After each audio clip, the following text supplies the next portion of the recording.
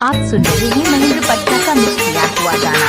दोस्तों, हमारे वीडियो अच्छा लगे तो लाइक और सब्सक्राइब करना न भूलें। धन्यवाद।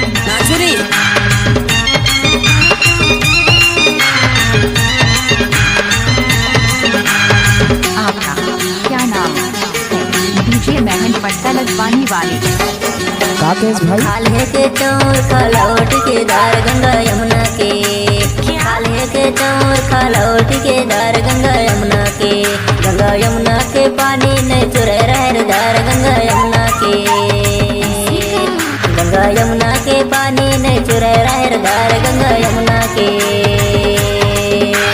खाले के चोर खलौट के दार गंगा यमुना के, खाले के चोर खलौट के दार गंगा यमुना के, गंगा यमुना के पानी ने चुरे रहरदार गंगा यमुना के, गंगा यमुना के पानी ने चुरे रहरदार गंगा यमुना के, गंगा यमुना के पानी ने चुरे रहरदार गंगा यमुना के।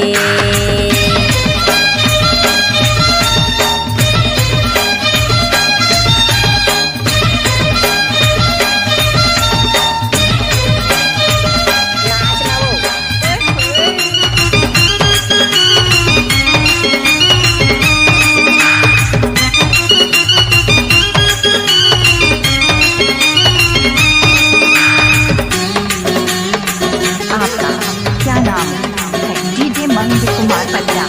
काला रे ब्लाउज पतर खिलेना, हमको कुछ बोले क्या? रे ब्लाउज पतर खिलेना, दमहड़ी माता याद हो जाए मिलेना गंगा यमुना के, दमहड़ी माता याद हो जाए मिलेना गंगा यमुना के, गंगा यमुना के पानी ने चुरे रहरदार गंगा यमुना के।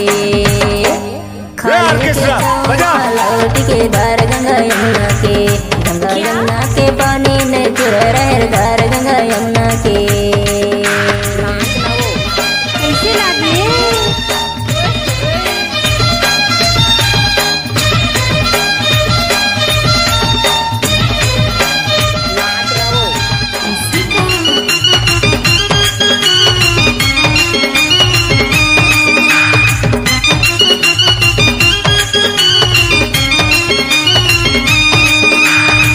आपका क्या नाम है? डीजे महेंद्र पट्टा लगवाने वाले काकेश भाई। डरा रे डरा जमुन डरा,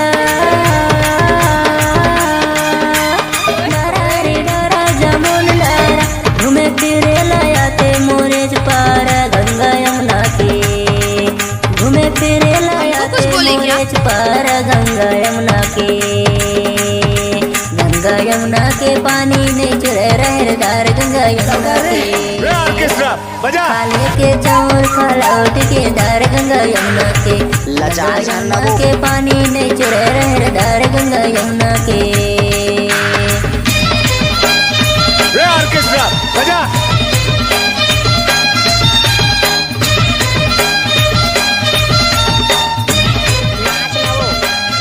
कैसे कर फंस रे?